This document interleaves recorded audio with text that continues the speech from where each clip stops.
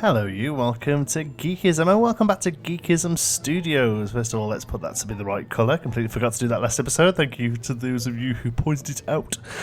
So here we are, Geekism Studios episode 2, and we're really just cracking on with it. No rides. Episode 3 will be the beginning of our first ride. Needs to get a little bit more work done to the main street here. Well, actually, I don't really want to call it a main street. The entrance plaza, there you go, that sounds good, doesn't it? And so really we're going to go over a few of the things I've already done and tie them up a little bit. I'm going to add some music, which is going to be a big part of this park, more so than Pinewood, to be honest, and something I'm very conscious about as well. So adding music and also lighting as well is something I often neglect. Yet this park, because of the budget, it would have gorgeous lighting, it would have gorgeous music, all these things that really sort of fill out the experience. So it's going to be something I really try and keep on top of.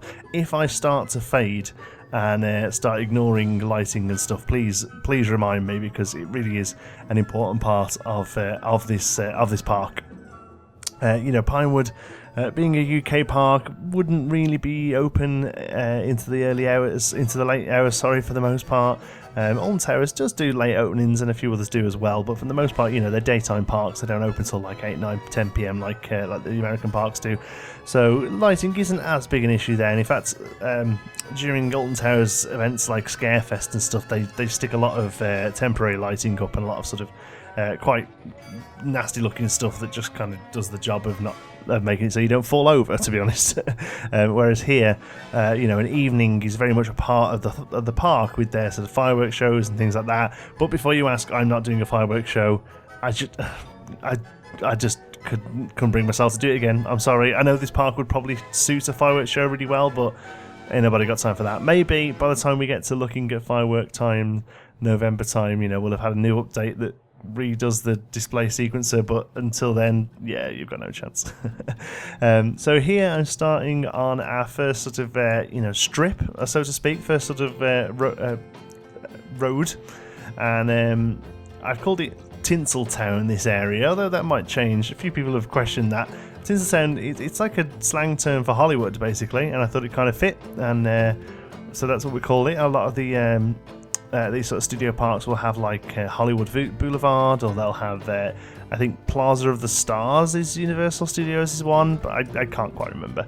But I wanted something along those lines, so Tinseltown is the one we got, and it was going to be a tiered road in the first place. It's going to be curved, but I decided no, I want a straight road, and I really want this palm-lined street, because that's just something we just can't do in Pinewood.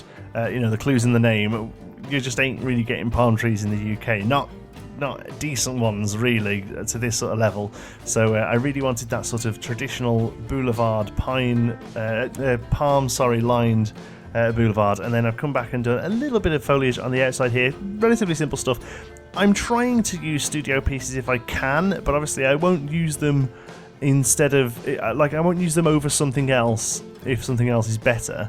But I do quite enjoy using new pieces, and also I think it helps me find new things to do with them. So here I've used one of the new crates. Now normally I probably would have built that out of planks or something, but I think actually it looks really good as a crate, and the idea would be that it would actually maybe have some stamps on it that said like film set or whatever, Here it's quite tricky to do with the signage because there isn't really signage that's small enough. But yeah, that's the kind of feel I wanted to go with these. And again, being able to use some of these awesome palms and succulents and stuff that we just wouldn't really get away with in the UK. We can do some palms, these sort of things we could do, so these sort of more ferny style palms, we could get away with those in the UK. They would probably survive. But a lot of the bigger stuff and a lot of the waxier stuff, it's just not really the climate for it, basically. So we add those in, and then we come back and start working on the strip again. These train tracks again are new. We could have used different ways of doing this, but again I try and use the new stuff if I can. Really nice these are. They go with the new train animatronic that smashes up and blows up, and they're really nice. And all I've done here, they actually do come with like wooden planks along them all, but all I've done here is sunk them in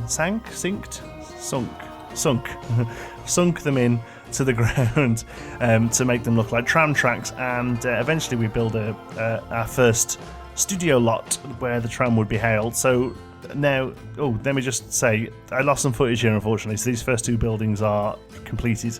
I can only apologise for that.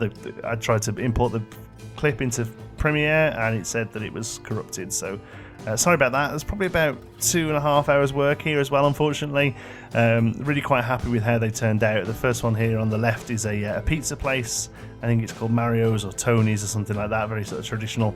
And then next door is O'Reilly's. It's meant to be like an Irish pub, closed down through Prohibition, although it's a bit tricky to really see that it's a pub, so I may need to go back and try and point that out a little bit more, obviously.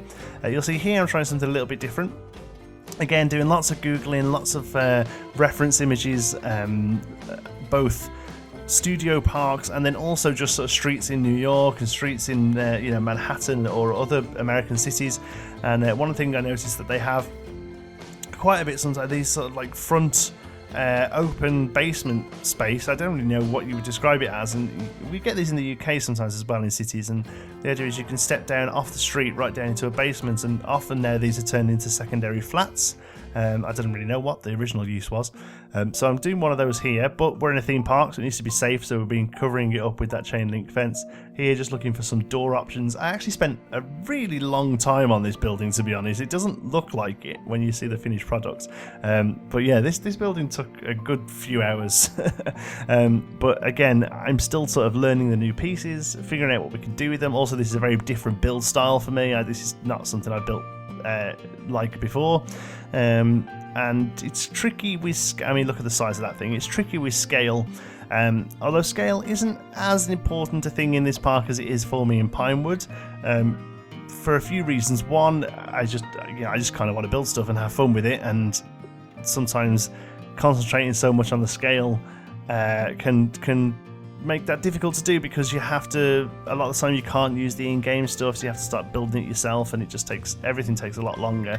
And really one thing I think Studio Pack has done really well is sort of let us replace stuff that we've built ourselves to keep park count down. So yeah, that's one reason. And then also these sort of parks, they do have a larger scale than sort of like a budget British park do anyway. So I originally did these buildings and felt that they were a little bit tall, but actually looking in Google Maps at Universal Studios Florida, they're not actually. In fact, they're probably a little short compared to a lot of the buildings there.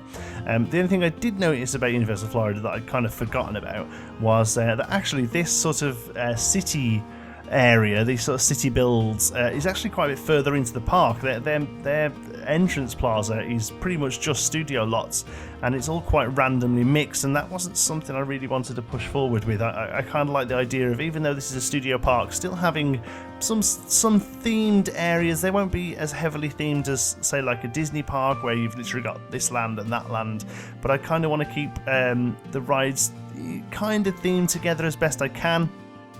So one side will have sort of like Surviving Mars and Subnautica in a sort of like sci-fi kind of area, and then the other side will have Evil Genius and the movies as more of a sort of like classics area, I guess, you know, some more sort of like traditional Hollywood area. A few people mentioned the fact that, oh, this is a studios park, why are you doing games and things like that. I thought it was just being interesting change and a nice way to sort of tie in the rest of the channel with I'd use those large windows there, I had to get rid of them, they were too big. You know, tying the rest of the channel with Planet Coaster and just something a bit different, and you know, I just thought it'd be fun to do. And yeah, okay, so the park is a studios park, it's based around film. A lot of the decorations we're going to be doing are based around film. You'll see that as we get further into this episode, but I just thought it'd be a nice touch to, you know, make the actual rides themselves games rather than film IPs, and hopefully that's something that you guys can get on board with.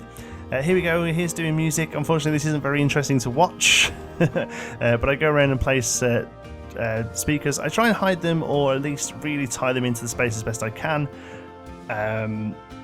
You'll see me trying to put one in a trash can there. That's the sort of place the actual trash can would be the speaker in real life. Obviously we're a little limited to just having these sort of black boxes that we get to use, so sometimes I have sort of cheated and hidden them. And here I wanted a load of speakers along this here, so you get real blast of audio as you enter the park.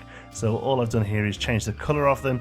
I may go back and just hide these completely because they are a little bit garish, and obviously in a real park they'd be able to do a lot more with them. You know, they can shape them and do all sorts. Like here, like I say, I tried to get into the trash can. It's a little bit too big, so instead I just place it nearby, and you'll have to allow me a little bit of pushing there to make it fit. Here we're working on another building along the front then. The sort of opposite corner of the...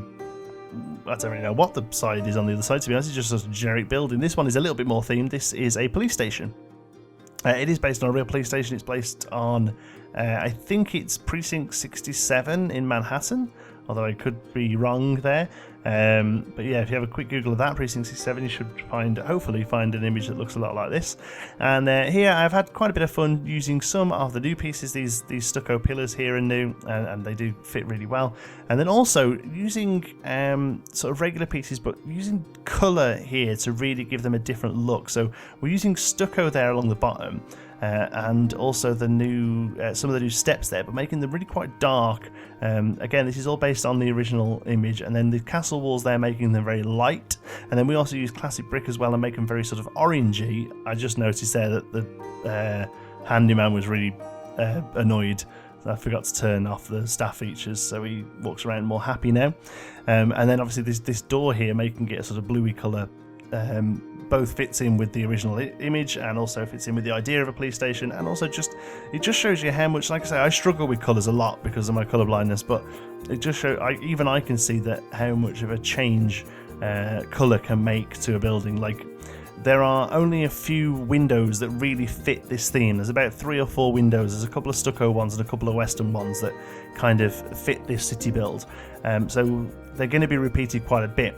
But literally just changing the colour of them, and also changing the regularity of them on a wall. So sometimes have them a bit more spread out, sometimes have them a bit closer, sometimes maybe putting 2 together to create a different shape.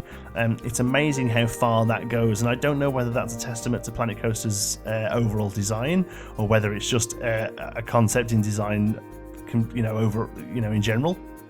But yeah, that was a really interesting thing that I noticed whilst building this. So there you go, we've got that sort of classic wall, but a lot more orangey and a lot more of a sort of dustier red than we've used elsewhere. Really quite happy with how this turned out. A lot of tweaking to get this front bit right, but once this sort of front sort of precipice bit here is done, the rest of the build actually comes together pretty easily. Kind of use this as a palette for the rest of the thing. There you go. So there, putting 2 windows together instantly gets you a different sort of shape of window. And then here we go and do a little bit of lighting again. I'm trying to bear in mind P lighting. Excuse me, it's midnight here at the moment. Sorry, I'm still trying to get back on top of videos. I feel like I've been a little bit behind lately. Hopefully you haven't noticed. I've still had stuff coming out daily, but normally I've always got about 3 or 4 days worth of videos ready. And I haven't at the moment. I'm recording this Saturday to go out on Sunday, and then when this finishes, I've got to record something to go out Monday. So yeah, a little bit. Trying to get back on top of myself, but we're getting there. So there's a police station there, District 99 as well. So kudos if you get that reference. We're in District 99 right here, and then like I say, it's little tweaks here just to make sure everything lines up and fits nicely. On the original build, it does have a Stars and Stripes, and I thought that would fit quite nicely here as well. Again, just trying to think of stuff that we're not able to do in Pinewood, or would look weird in Pinewood, I guess, really, and doing them over here instead. So there's things we can't do really in this park that we can do in Pinewood Hills, and there's things that we can do in this park that we can't do in Pinewood Hills, and that's something I'm trying to bear in mind. Again, I'm not going to let it really change how I build, but it is something that I am considering. What can we do here that we're unable to do in our other series? I had a little struggle here to figure out what I wanted to do in my head. I wanted to have some sort of garages for police cars. I wanted to have a few police cars outside, and I couldn't quite figure out how to line the building up. Eventually I did it this way, and I think it worked out quite nicely, because we've obviously got the police cars in the game now that I'd like to use. And also it kind of makes sense. You've got to think that most American tourists who would come to this park would go, yeah, police car, big hook. But, the American sort of panda car, the black and white police car, is really iconic. And for tourists from outside the US, it would be kind of a bit of a big deal to come and see this. So British tourists, Japanese tourists would come, and they would have their photo taken with this. And I see it other way around as well. I see it work both ways, because one thing I noticed when we went to Universal last time, and went to the Harry Potter area, and they were selling school uniforms there, and obviously they had the cloaks that were had the Gryffindor logos on or whatever, but they also had just like grey jumpers to wear underneath the cloaks. It would normally be like a white shirt, a tie, a grey jumper, and then a cloak on top. And these grey jumpers were selling for, I think they were about £30-40, so it was like $50-60, something like that, for a grey woolen jumper. And me and Nicola just could not get over it that they were charging this much for it. And then we realised that, in America, kids rarely have school uniforms. It's only really sort of relatively well-to-do private schools have school uniforms. Most schools don't have one. Obviously, in the UK, pretty much every school has a school uniform, and pretty much every school has a school uniform that includes a grey jumper, or maybe a blue jumper or a red jumper. But for the most part, when I say jumper for the American people, I'm referring to it like a sweater, and you can pick these up in Primark or other shops for maybe £2, I guess, £2, £3, #SpookyDoor. And we were absolutely gobsmacked that they were charging sort of £30-40. I was just saying about them charging like £40 for a grey jumper in Universal for the Harry Potter thing, but it just shows you that sort of cultural difference. Because in the States, it's a novelty. It's a novelty to have a school uniform, and so that's the reason I'm thinking about putting things like police cars around. Because although to the American guests it would be quite sort of standard and just a busman's holiday, to non-American guests it would be a bit of a thing to come and see a yellow taxi and a panda police car. Here, adding in a crossing. Obviously, all the road markings I'm doing here are purely aesthetic. Obviously, we've used similar techniques in Pinewood, but the idea there is that they're actually the roads on the way into the park, whereas here we're using it purely aesthetically. This is just open as a path for punters to walk around in, and we're just doing this to kind of tie the area into this sort of city feel. Again, this is all stuff I've seen in studios parks before. And again, we get to use these cool new pieces, which is the road signs. Did you notice how long it took me to figure out how to put it on the other side of the roads? I had to sit there and pretend I was driving. I'm like, nope, not that way. Nope, we're in the States now. This will be the other side. So then we've got a few of these rides here. We've got a sign that says Tinseltown, and it points us towards one way, and this one as well. These may go. I think they're probably a little big, and also they really block the line of sight down to weenie, for want of a better word, although I don't think it really gets away as being a full weenie, but it just kind of block the sight of what we're going to build in a moment. So they may go, and we may end up using them somewhere else. So here we go. We're starting to build our first sound stage or studio lot or whatever you want to call it, and this one's actually going to be empty. It's going to be just a purely aesthetic building. Obviously, quite a few of the rides we build are going to be built inside these eventually, larger ones of these. But this one is a smaller one. It's here for a few reasons. One, it cuts off that tram track. The idea being that if we did have trams or maybe a parade or something like that, this could be a point where they either start or finish. Also, to kind of begin the idea of a studio, so it doesn't just look like we're building a city. Kind of get this idea of a studio existing within the park, and also just for me to get around the idea of building one, really, because we haven't really got the best materials for it. We're using a combination of stucco and this corrugated roof, and it works out pretty nicely. I'm basing the design again off Universal Studios Florida. They have their first few rides pretty much are just in these relatively low theming. Despicable Me, Shrek, Jimmy Neutron was one of these, I think, as well. I think there was maybe one or two others.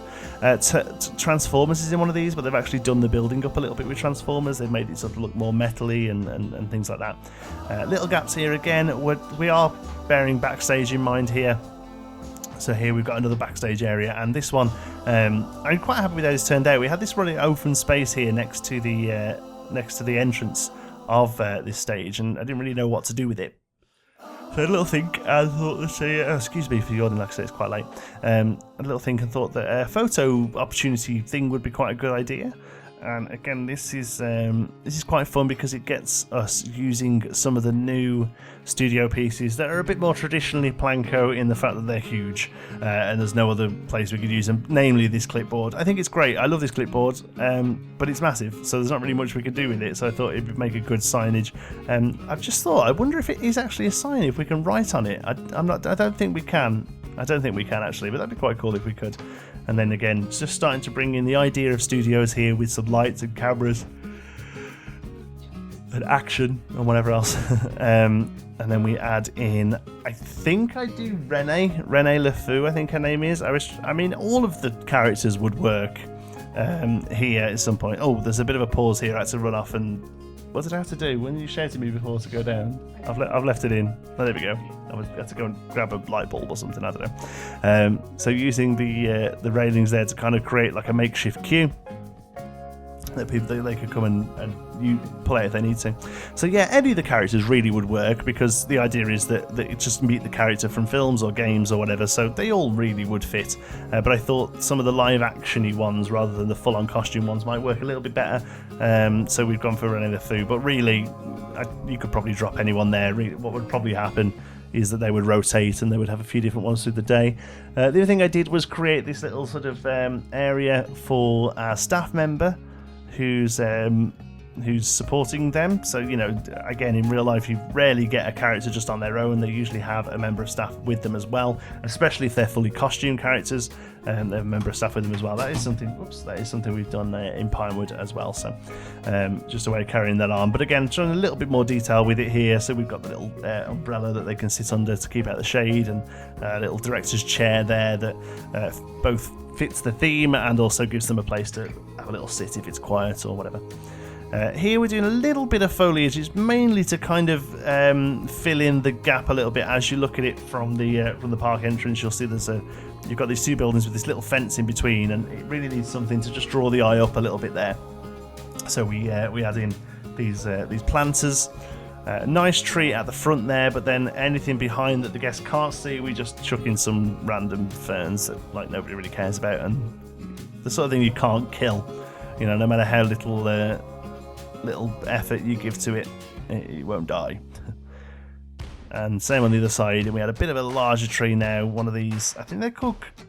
They're not called cacao. What are they called? Something like cacao or cocoa or something like that. I don't know. But they're really nice, and they look like they're suitable for a bit more hot climates.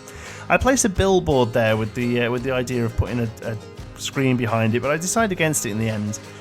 We are going to use billboards in a little moment though.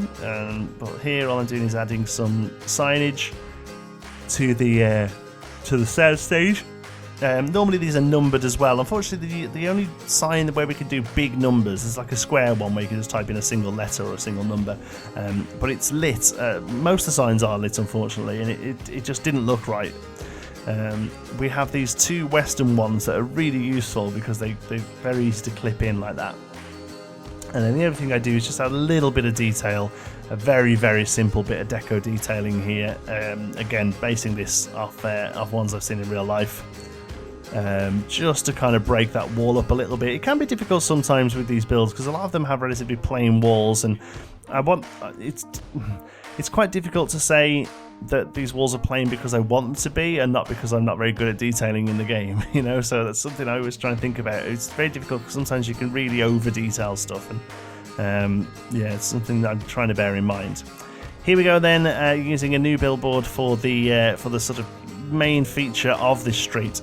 A few people asked me in the last episode, because again the footage didn't work, how I did the custom sign. This is basically how I do it. So I design what I want in Photoshop, turn it into a billboard, save it as JPEG and drop it into the billboards folder, and then I use it as a template. This is quite a simple one because of the font. The font is obviously meant to look like the Hollywood Hills font. So this is quite a simple one. It's not a bad idea to start with something like this if you wanted to. Try and find a nice font that doesn't have any curves, and also build quite big as well.